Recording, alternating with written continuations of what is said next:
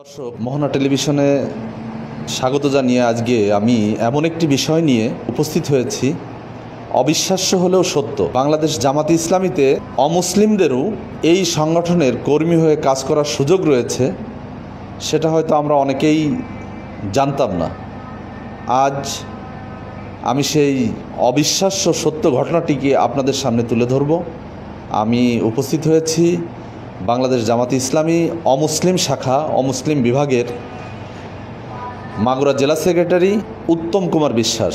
বাংলাদেশ জামাতে ইসলামের এই অমুসলিম কর্মী রয়েছে শুধুমাত্র মাগুরা জেলা শাখাতেই 1500।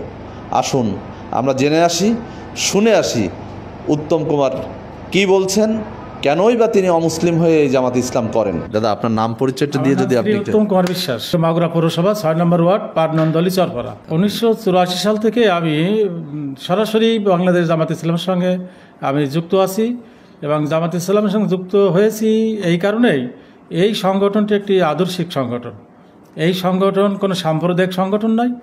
এই সংগঠনের বিশেষ করে ইসলাম এবং হিন্দু ধর্মের এই দুটো অধ্যায় বাদ দিলে আর সব কিছুই আমি মনে করি যে একটি সুন্দর কল্যাণকর রাষ্ট্র প্রতিষ্ঠার জন্য যে সংগঠন দেশভাগের পর থেকেই এই ভূখণ্ডে কাজ করে যাচ্ছেন, আর জামাতে ইসলামের দ্বারা যদি দেশে একটি পূর্ণাঙ্গ ইসলামী রাষ্ট্র বিধিবিধানমূলক রাষ্ট্র ব্যবস্থা কায়েম হয়, তা সেখানে এদেশের সংখ্যালঘু হিন্দু সম্প্রদায় সবচেয়ে বেশি উপকৃত হবে।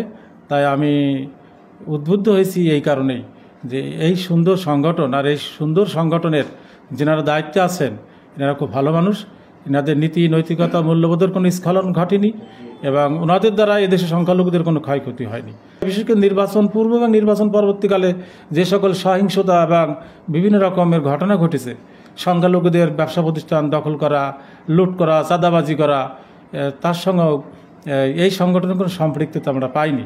বরং বহু ক্ষেত্রে বহু জায়গায় রাত্রি জেগে এই সংগঠনের কর্মীরা, নেতারা মন্দির, বিশেষ করে সংখ্যালঘুদের উপাসনালয় পাহারা দিয়েছেন, রক্ষা করেছেন। হিন্দু সম্প্রদায়ের ধন সম্পদ, তাদের জীবনও রক্ষা। আমি মনে করি যে এই সংগঠন দ্বারাই সম্ভব একটি সুন্দর এবং কল্যাণকর রাষ্ট্র প্রতিষ্ঠা করা এবং সেই রাষ্ট্রে বসবাস করি সকল ধর্মের, বর্ণের, গোত্রের লোকের শান্তি এবং তাদের জীবন, তাদের ধর্ম সব কিছুই নির্বিঘ্নে পালন করা সম্ভব। এটা আমার নিজের উপলব্ধিতে এসেছে।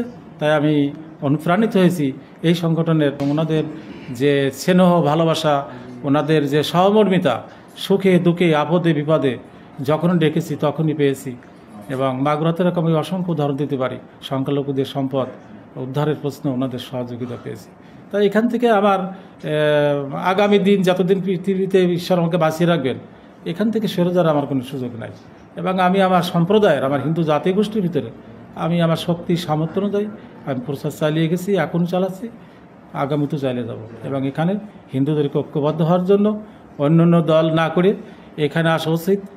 আর তারপরও আমি বেশি উদ্বুদ্ধ হয়েছি ধর্ম নিরপেক্ষতার স্লোগানে যে পরিমাণ এদেশের হিন্দুদেরকে ক্ষতি করা হয়েছে, আর এই সংগঠন কিন্তু সেই সেকুলারিজমকে এনারা ধারণও করেন না, পালনও করেন না।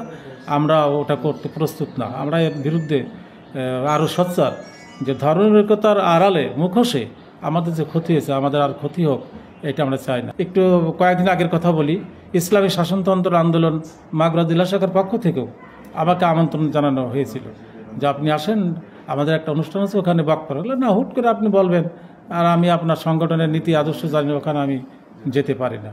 হিন্দুরা আরও আছে, আপনার তাদেরকে দাওয়াত দিন। আমি এখানে দীর্ঘ 40 বছর আছি, এখান থেকে সরে যাওয়ার কোনো আমার সুযোগ নেই। আপনারা প্রচার করেন, হিন্দুদের যদি প্রয়োজন বোধ করেন আপনারা প্রচার করুন। সংখ্যালঘুদের ভিতরে আপনাদের যদি কোনো সেল থাকে সেখানে আপনারা যান, প্রচার করুন। যদি পারেন, উদ্বুদ্ধ করতে পারেন। আমি তো সব হিন্দু একা দায়িত্ব নিয়ে বসে নেই। আপনারা সেখান থেকে কর্মী সংগ্রহ করুন, বা নেতা যদি চান নেতা সেখান থেকে তৈরি করুন, নিয়ে আসুন।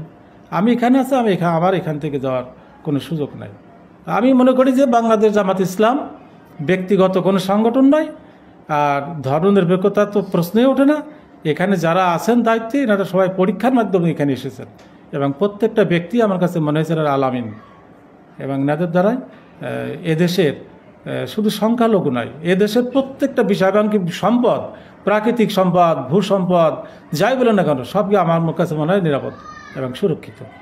শুধু বাংলাদেশ জামাত ইসলামের সঙ্গে আমি দীর্ঘ 40 বছর আছি। যদি আমি আমার পরীক্ষায় উত্তীর্ণ হই, তাই এ দেশ বিনির্মাণে সংখ্যালঘুরা তাদের মননশীলতা, তাদের অর্থ, তাদের শ্রম দিয়ে এদেশকে সুদলা সুফলা সুষ্ঠু সামলাকে গড়ে তুলতে চাই, যা পৃথিবীতে একটি অনুকরণীয় দৃষ্টান্তে থাকবে যে জামাত ইসলামের মাধ্যমে একটি সুন্দর রাষ্ট্র প্রতিষ্ঠিত এবং সেই রাষ্ট্রটির নাম বাংলাদেশ। এবং সেখানে একটি পাখি থেকে শুরু করে একটা অন্য প্রাণী পর্যন্ত ক্ষতিগ্রস্ত হয়নি বা হবে না। তা আগামী দিনের এই সুন্দর রাষ্ট্র বিনির্মাণে আমি আমার জীবনের শেষ রক্তবিন্দু উৎসর্গ করতে আমি প্রস্তুত আছি। 1500 হবেই, এই পরিমাণ সদস্য সংখ্যা আমাদের আছে মাগুরা জেলার, এবং এরা ভয়ভীতির ঊর্ধ্বে উঠে এখন কাজ করে যাচ্ছে।